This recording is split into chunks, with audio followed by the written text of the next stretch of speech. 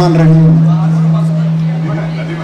सतुर कज सतार आऊं उगाड़ी आया ढकिज ढकड़हार ॾेई पाद पनाह जनाब justice Umar Sial sahab, justice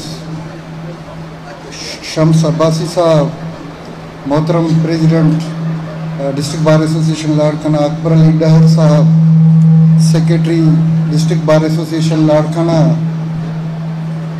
district and session judge Ladkana, members of district judiciary and respectable members of high court and district bar association Ladkana.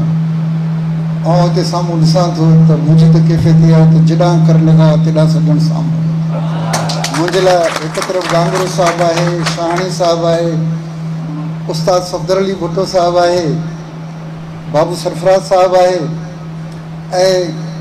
असांजे मरहूम दोस्त अयास उमर जो भाउ आहे। मां उन लाइ बि एतिराम इज़त सां लफ़्ज़ कयां थो। अॼु हू न आहे, उनजो भाउ आहे, मुंहिंजे लाइ ख़ुशी जी ॻाल्हि आहे।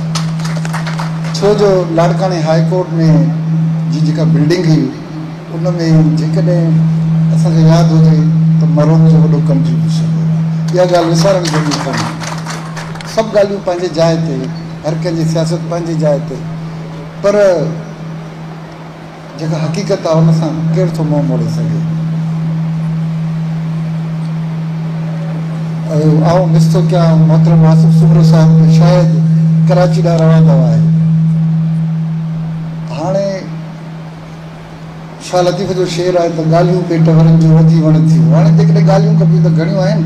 ऐं सम्झां थो त हीउ जेको बार-रूम आहे जंहिंमें मूं ज़िंदगी जा बहितरीनु 20 साल गुज़ारिया आहिनि, इन जी एक्सटेंशन इन जी थियणु घुरिजे। ऐं हाणे हिन कोर्ट प्रिमिसिस छॾण खां अॻु में मां इंस्ट्रक्शन्स ॾिनो, छो जो आऊं बि तव्हां मां आहियां न।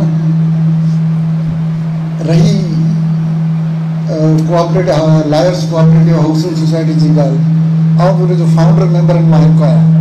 ऐं जीअं त उहो जुडिशल साइड ते आहे, इन जे करे आऊं इन जे बारे में को बि रिमार्क नथो